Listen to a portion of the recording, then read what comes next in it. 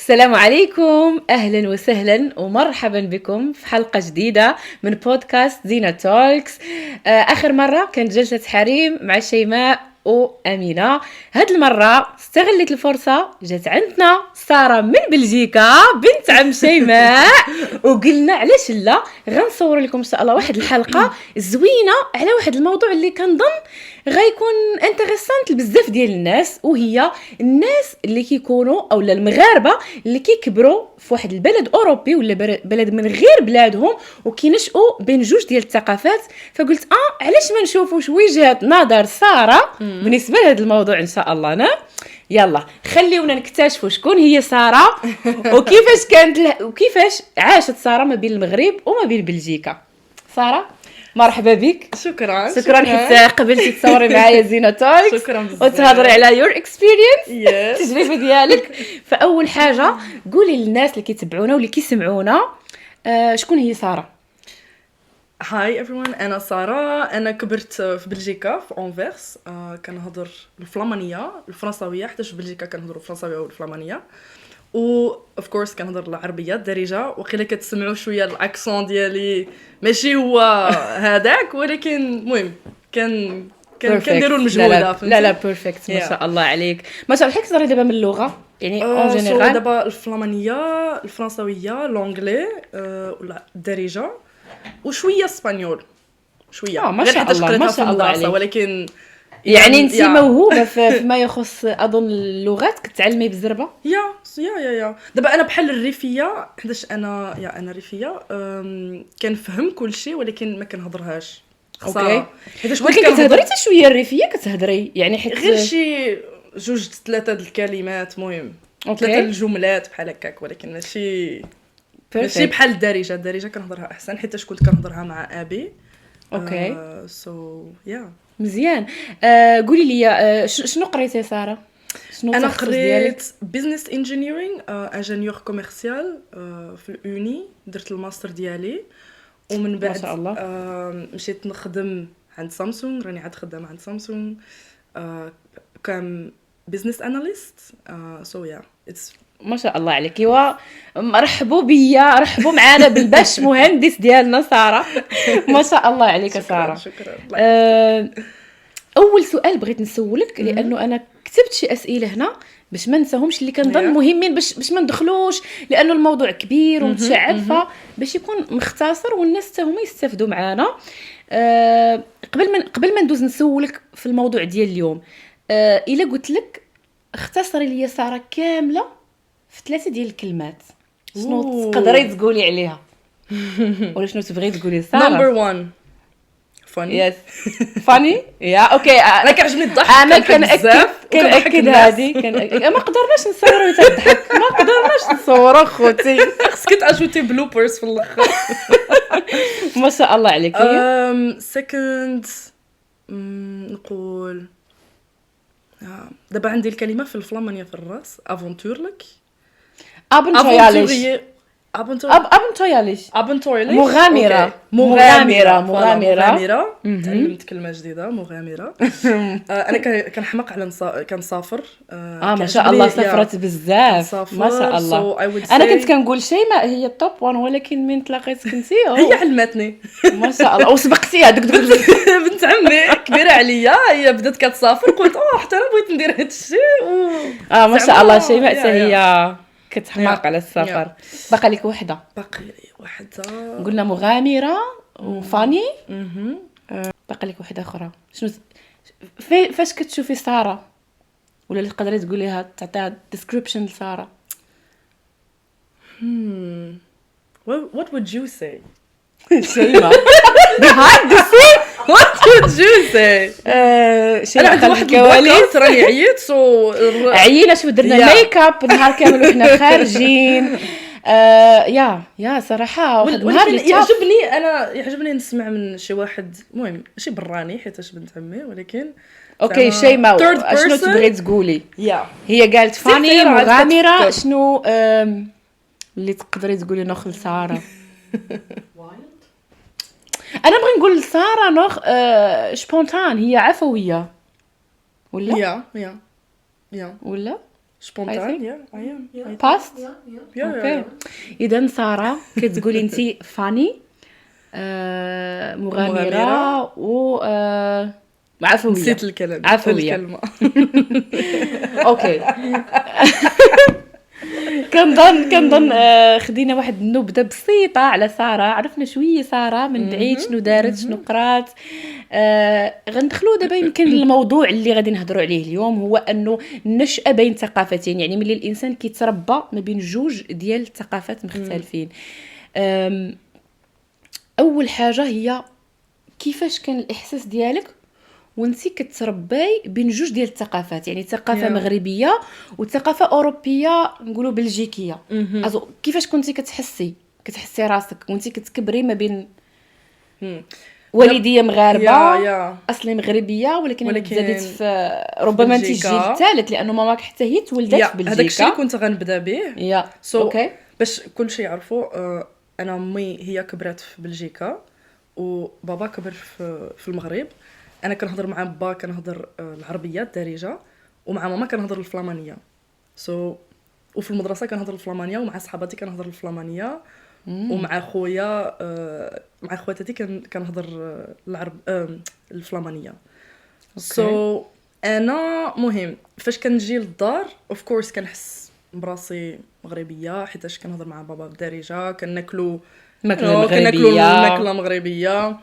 ولكن فاش كنكون في المدرسه حتى تما كنكون زعما outstander how do you say it out داخله ولا لا ماشي داخله خارجه زعما حيتاش هي في العربيه داخله يعني داخله like outsider, right? اوكي outsider يا داخله اوف كورس حيتاش في الكلاس في المدرسه كنكون زعما ما كاينينش بزاف ديال المغاربه in comparison مع كومباري مع مقارنه مع البلاشكه. هما كيشوفوك بحال انت ما راكيش منا فهمتي. وفاش كنجي للمغرب عندي العائله بزاف العائله في المغرب هما كيشوفوني بحال انت ما راكيش مغربيه فهمتي.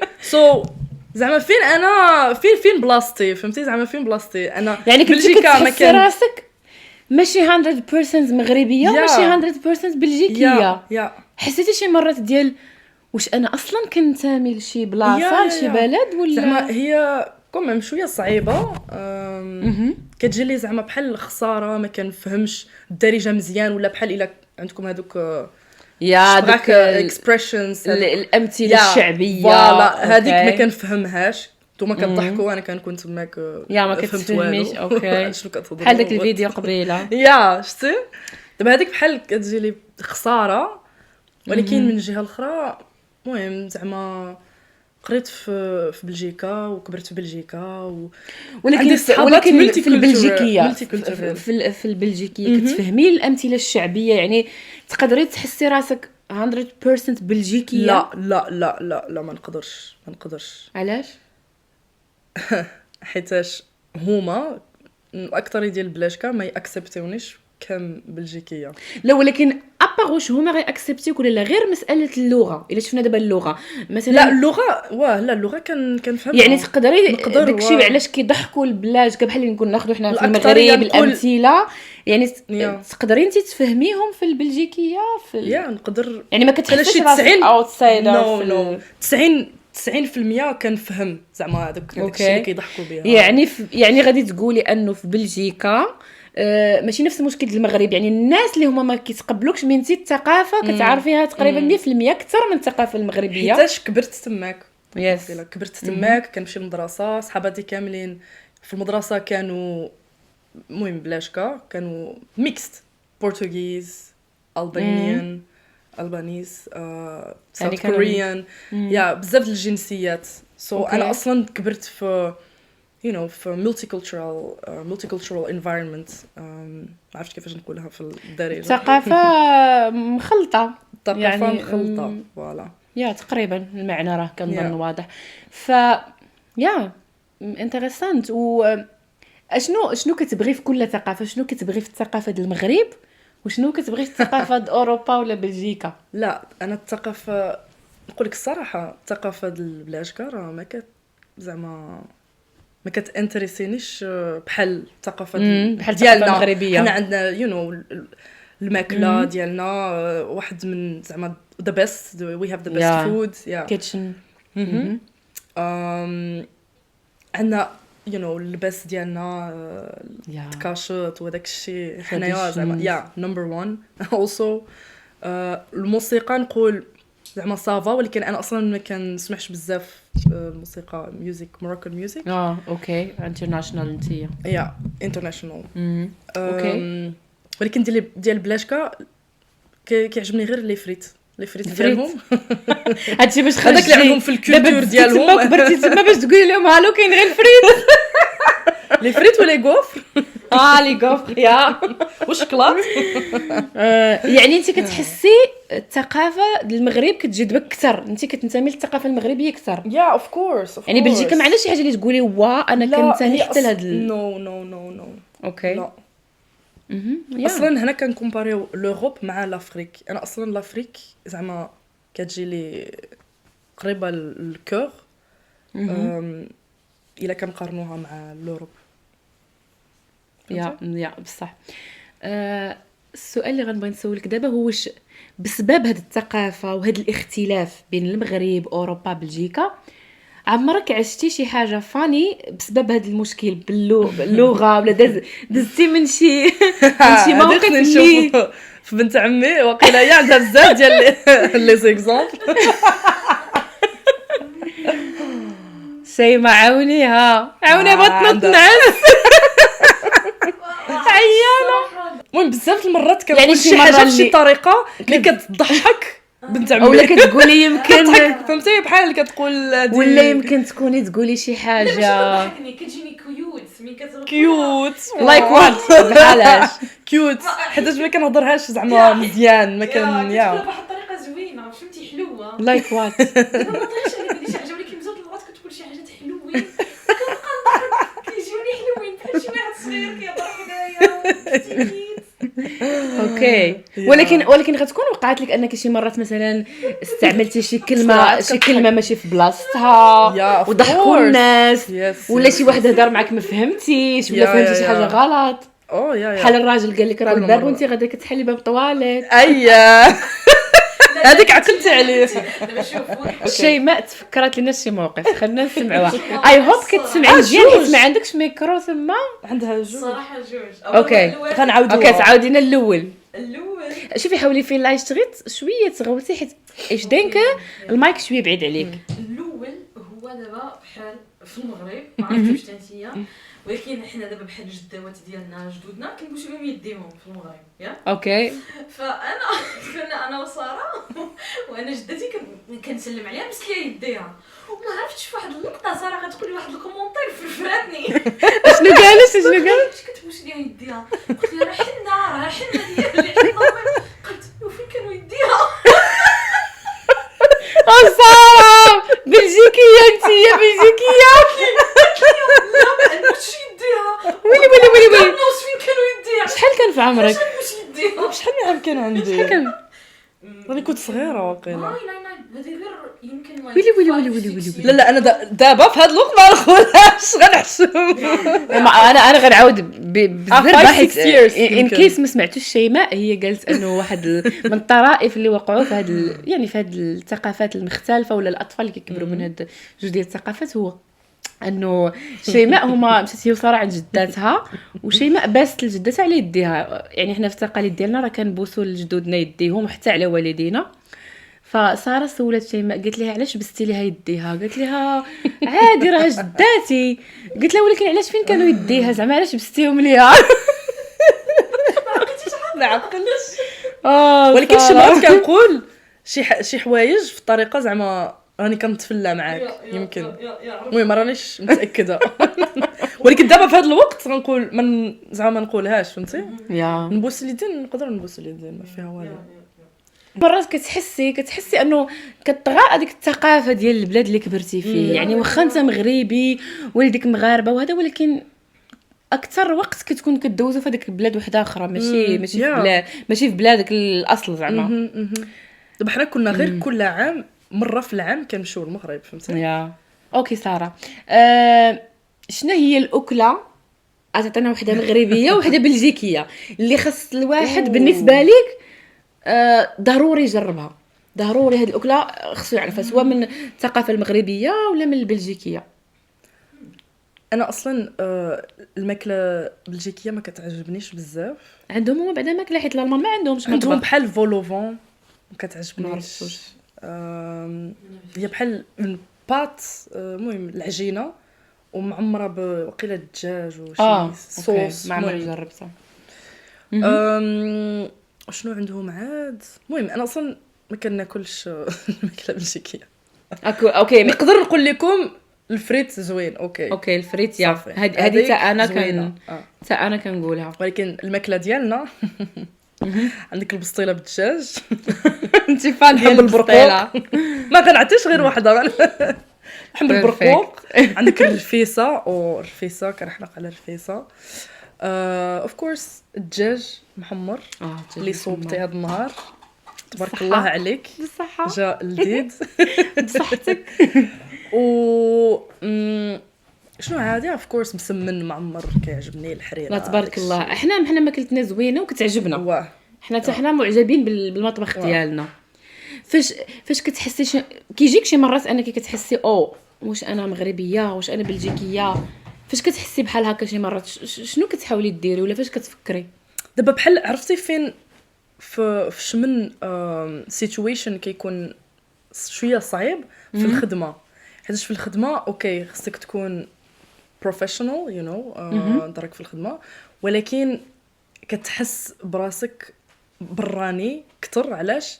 في الخدمه especially في corporate life الا كتخدم في الشركات عندهم بزاف ديال after drinks يا فهمتي؟ مور الخدمه كيشربوا كيشربوا هما في بلجيكا كيشربوا يا تهنا كيشربوا مور الخدمه في ايفنتس كيشربوا. وانا زعما نكون دائما انا هي هذيك اللي ما كتشربش، اللي دائما ما كتخرجش معاه هاد الحمواش حلال يا هذيك زعما كتوري بان حنا رانا ما راناش حنا ماشي بحال ماشي بحال فهمتي؟ اوكي. وهما كيشوفوها شي مرات بحال زعما علاش كتصعبي الامور يا هما ماشي ساهل يتقبلوا ديما كيشوفوا داك سترينج واي فهمتي. هذيك زعما كتبين الاكبر ديفيرونس، زعما الاكبر الاختلاف كتبين اختلاف كبير. هما في بلجيكا كيعجبهم يهضروا بالساركازم. يعني كيبقاو ساركازم هذيك ديال هذيك ديالهم، وانا شي مرات ما كنفهمهاش.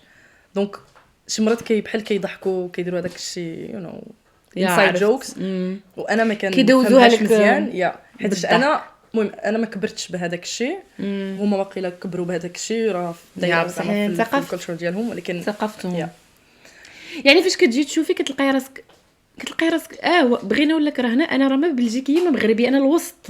بصح انا الوسط، حيت من كتمشي للمغرب ديما كتحسي راسك ما كنفهمش كل شيء، ماشي انا 100%.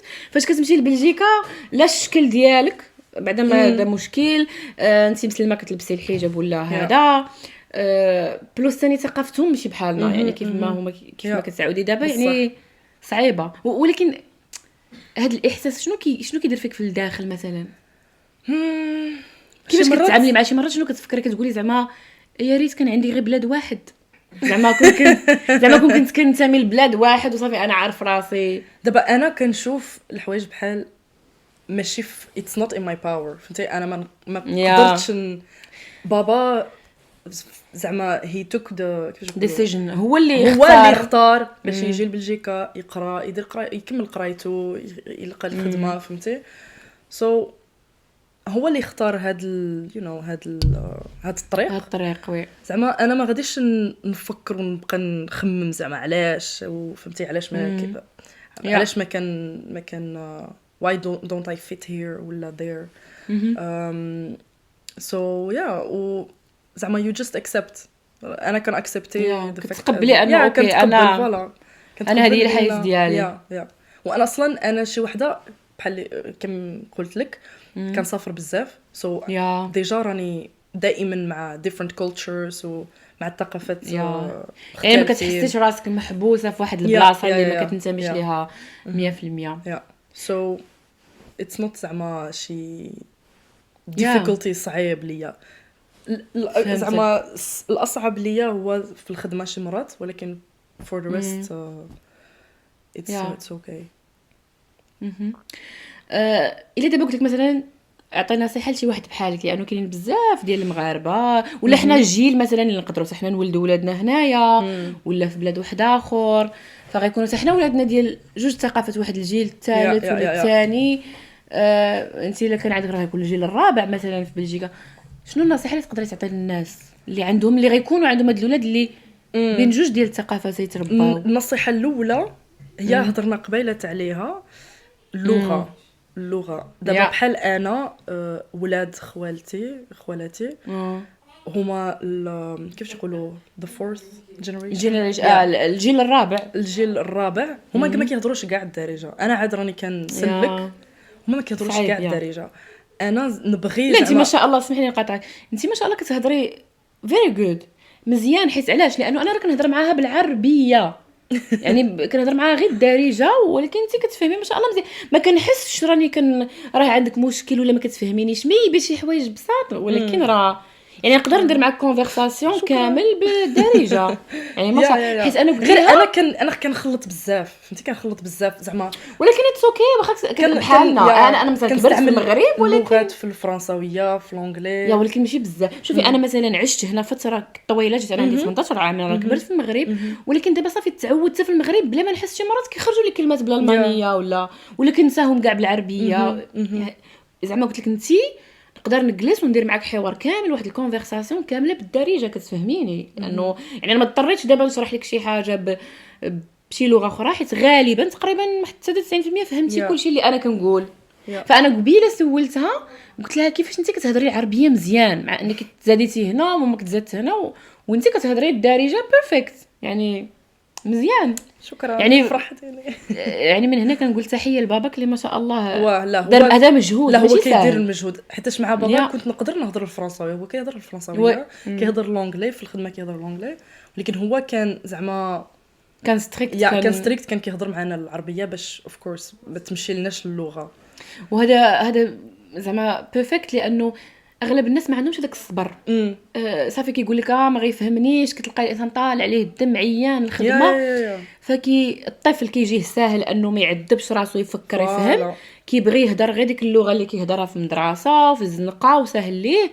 وكاينين بعض الاباء اللي صافي كتلقى ولدك يعني المشكله هو تخيلي انت كتمشي عند جدك وما تعرفيش تهضري معاها هذيك ولا عائلتك، كتولي تحس راسك بزاف بعيد يعني بعيد فكتولي لا انت كاع عائله في هاد الاوروبا ما عمرهم غادي يعتبروك انت اوروبي بحالهم، ما يمكنش. وكتمشي لبلادك صافي كتولي غريب يعني 100% والو ما عندكش كاع واحد ثقافه مشتركه مع هذاك البلاد اللي ابسط حاجه هي اللغه، اهم حاجه.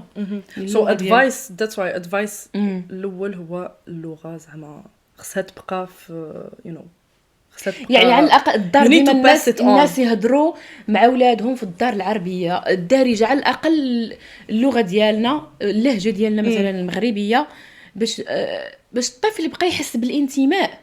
حيت مع الوقت ملي حتى ديك اللغه ما كيهضرهاش كيوليو الوالدين كيهضروا كيضحكوا كيفهموا بعضياتهم، ولكن هذاك الولد ما كيفهمش، الطفل ما غيفهمش ما كيحس راسو بعيد على كتبقى غادي وكتبعد، حيت هي هذاك كونيكشنز وهذاك الكونتاكت هو اللي كيجيب هذاك الترابط وهذيك تحس انك هذه هي الثقافه ديالك.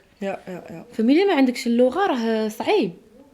من غير هاد يهضروا اللغه درتي شي افور واحد اخر ديال انك من بعد مثلا بغيت نحس راسي كنتمي اكثر لثقافتي المغرب، حاولتي ديري شي حوايج ولا كان اناف انك اوكي كنهضر الدارجه مزيان ومع بابا وهذا كونيكشن مع العائله واتس اوكي؟ نقول لك الصراحه دابا فور ناو انا اللغه و اوف كورس زعما فاش كنمشيو للعراسات كنلبسوا تكاشط زعما ما غاديش نجي في شي لباس فهمتي زعما يعني وليتي وليتي نقولوا ماشي كتحترمي حيت نظن لا، لا، ماشي. ولكن وليتي كتشبتي بديك التقاليد ديال المغرب. زعما يعني واخا انا كنتبع بغيت هادوك نلبس التقاليد. غوب، لا دابا انا غادي العرس غنلبس تكشيطه. فوالا زعما أوكي. غنتبع هذاك التقاليد اللي وي. عندنا. واخا انا تولدت في بلجيكا راه ما غاديش مزيان. وي، نجي وي. لهذاك العرس بشي صايا ما عرفتش بلجيكيه قلنا ولا شي غاب ولا يا of course. فهمتك. يعني كتحاولي انت ديري شي حوايج اللي يخليوك مرتبطه بالمغرب، باش تحسي بديك التمغربيه ديالك. يا مزيان. يا صراحه ماشي سهل. انا كبرت في المغرب، بديت في المغرب، ولكن هاد المده دابا تقريبا قريب 15 عام انا في الالمان، تنحس واخا هكاك بديت بحال ماشي ديسكونيكتد بت ضوخ- شويه ضوخ، بعيده لانه فاش جيت بعيدة. انا ديك المرحله فاش جيت بحال يلاه كنت يلاه بغيت نخرج للحياه، يلاه غنولي نخرج ونعرف، وهذيك الحوايج عشتهم هنا، يعني ما عشتهمش في المغرب. يا فمن كنمشي ديسكونيكتد لا، حيت كنتبع بزاف وكنعرف، ولكن كتولي تحسيت هذاك الاحساس ديال انا هنا ولهيه. يعني داك الاكتشاف فين انا غنعرف راسي وزينب وغادي نعيش هذيك المغامرات ديالي كل شيء ما عشتش شي حوايج منهم في المغرب. فكنحس انا ديك هذاك شور ماشي بحالك، ولكن يا. كتبدا تحس شويه لا انه فهمتك انت هنا وهنا، شي حوايج كتعرفهم غير هنا وكتعيشهم غير هنا وكتحسهم غير هنا، وشي حوايج غير في المغرب. فهمتي؟ يا بصح. هي صراحه الانسان شحال ما قدر يتشبت بالثقافه ديالو، بالتقاليد ديالو، حيت في الاخر كتبغي ترجع لهذيك كتبغي ترجع لهذيك الاصل ديالك، حيتاش زعما راها في الدم ديالك. جينات كيفاش. كتفكري شي نهار تقدري تقولي اوكي شي نهار ترجعي تعيشي في المغرب forever؟ يس اوف كورس. يعني دابا ما بحال عندكش مشكل. انا خويا بحالي كبر في بلجيكا، ودابا راه زعما الاكثريه ديال الوقت ديالو راه في المغرب، مزيان. وهو عاجبو الحال في المغرب وكيحس براسو مزيان. بيرفكت.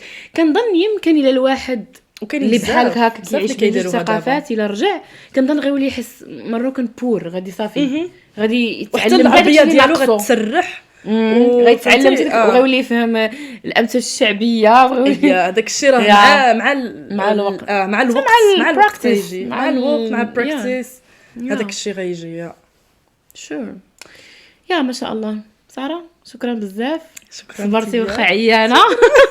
قولي كي جاها ميك اب اللي درت ليها اليوم لايك ا برايد. زينب شكرا بزاف. شكراً انتيا. يعني دردشنا شويه معاكم شو تعرفنا على ساره وخدينا شويه افكار ولا كنتو بحالنا عايشين هنا وعندكم شي ولاد فبليز هضروا معاهم الدارجه وهضروا معاهم هضروا معاهم العربيه والثقافه ديالهم، حيت الدين شور. يعني الناس بزاف غالبا كيعلموا ولادهم كيديروا مسجد، ولكن كتبقى ديك اللغه ناقصه. كتلقى لانه اللغه هي الهويه، هي اللغه يعني على الاقل واحد في الدار يهضر معاهم فقط العربيه، فقط الدارجه، غير على الاقل كومونيكاسيون، يعني ما يحسوش راسهم سترينج غريبين في بلادهم ولا هذا. شكرا بزاف. نتلاقاكم ان شاء الله في حلقه واحده اخرى. خليوا لي اقتراحات ديالكم، تبعوا الصفحات ديالنا على يوتيوب وعلى انستغرام، ونشوفكم في الحلقه الجايه. باي باي. تشاو.